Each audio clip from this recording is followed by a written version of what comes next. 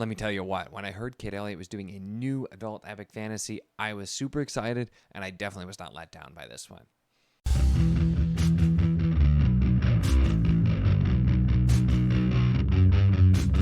Hello and welcome to my channel. In this video, we are going to be talking about The Witch Roads by Kate Elliott. This is the first book in a new duology. The first book, which will be coming out June 10th, and the next one will be coming out here in November.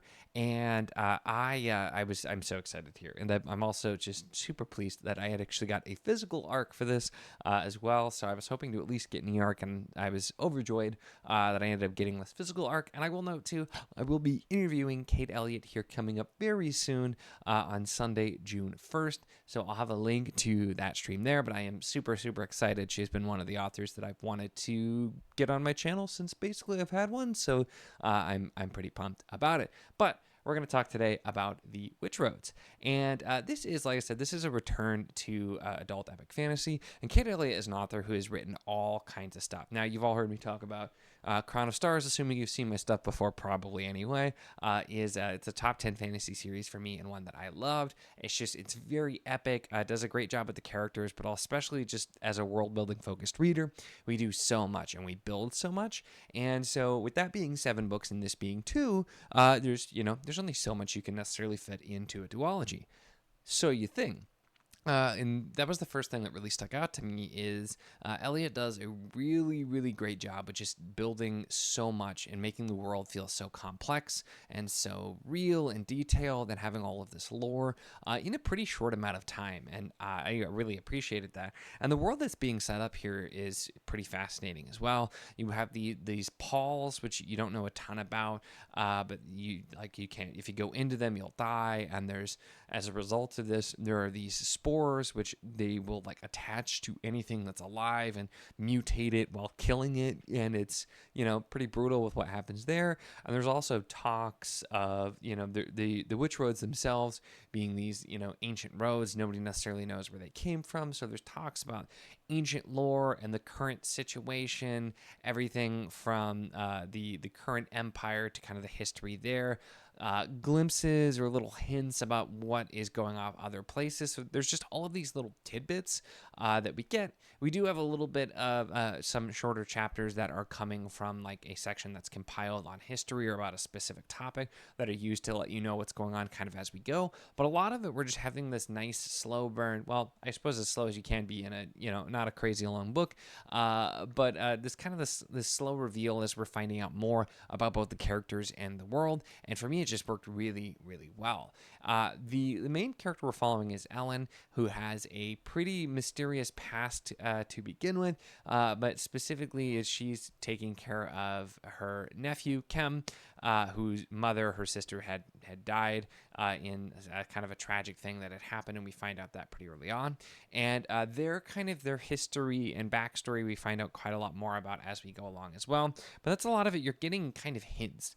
And I think the character Ellen too is at first doesn't necessarily seem like they're a super vibrant character or super engaging character.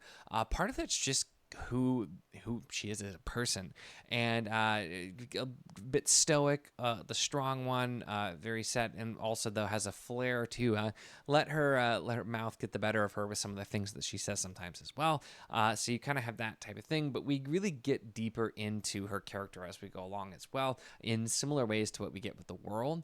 But it's the kind of character that just feels real, for lack of a better term. And it's you probably know somebody who's similar, has a lot of traits with this character, and that's something too that Kate Elliott captures so well here. Is there's a lot of magical stuff and just mystical elements and all of this depth and things that are definitely fantastical, but at the same time there's the mundanity of certain things here. And it's just, a lot of this book we take place traveling. Another thing that tends to work pretty well for me, but it takes place traveling with this group. And so some of the things are just normal with the eating, with the other things. And it's these things that just, again, make make it feel very grounded for a book that is also has all of these crazy fantastical things. And I think it balances really well. It's something that I really enjoyed about Crown of Stars as well, because while each book we were really upping the bits of the world you find out, the more fantastical elements, it also was really realistic for the medieval type of setting. And a lot of the things, I think it got better than what a lot of fantasy does, and it just makes it feel a lot more real and kind of compelling in a lot of ways, because you feel like these could be real people just having, these crazy things happen to them. The plot we're following, which is, I like the way it's kind of described very vaguely on the back, I think, which is strategic, because a lot of this, again, like I said, you'll kind of find out as you go. You're getting deeper, more reveals as you go. It's not really a mystery per se, but it's just that's kind of, you start, you find out a lot of really cool stuff, but then you got to keep going to really find out what's behind everything. But Ellen's a deputy courier, and so she has a regular route that she goes on and has been doing for a long time, and she delivers messages, but also checks for spore, because, again, they have to be ever vigilant for this, because if it gets on people, it will, start mutating and killing, and it's crazy what will happen. So she's doing this, but then she ends up getting pulled into being a guide for a very powerful prince who's visiting the intendancy where she lives and works from. And there's some other intrigue and machinations that are going on as well. And so she ends up basically agreeing to do this to get away and to get Kem away for some reasons I won't go into, because I like going in somewhat blind, and I like how vague the description of the book is here, so I don't want to go into too much. But then things are not quite what they seem, because something happens to this prince, and now the motivations for this trip and for what's happening change in a lot of ways. And so we have just all of these different things going on. There's the traveling I really like, and we have action, we have exploration, and just a lot of those things. It's kind of, despite the fact that the quest isn't so much a quest, so to speak, but it does give a little bit of feel of that kind of quest thing, because we're going off to do something. We're getting where we're going is more the end result of the quest than any specific quest.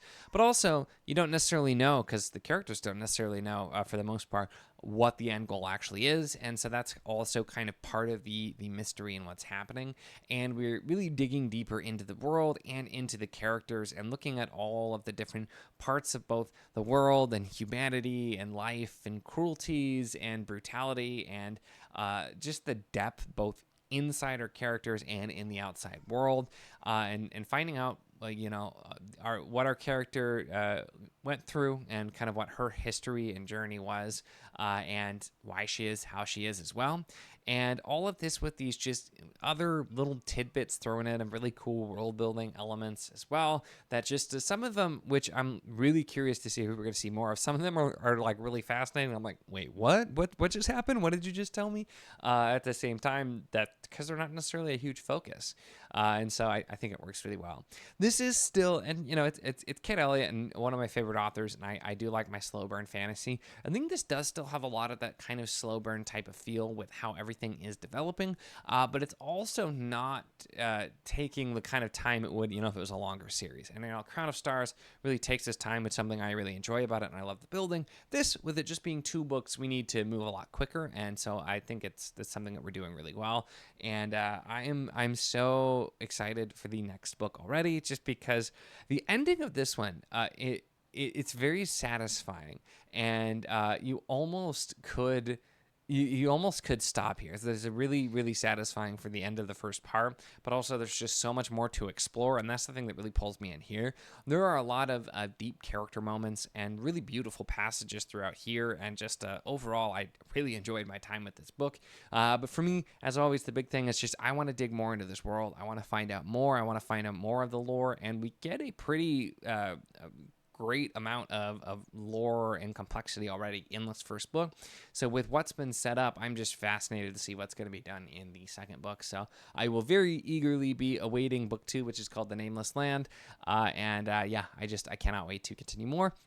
I also can't wait to talk about this and plenty of other stuff with Kate Elliott, like I said, on June 1st. So would love to see you there if you're interested in finding out more about the book and her as well, and kind of the journey with this one. I'm super excited for that. So again, hope I see you there. That really is it for this one, though. Make sure to give the video a like if you enjoyed it. Check the links in the description, as always, for the Patreon if you want to support what I do, as well as the Wizardly Enclave Discord if you want to chat books, whether this book, other books, really anything at all. It's a lot of fun, and we'd love to have you. And of course, if you enjoy my content, make sure to subscribe.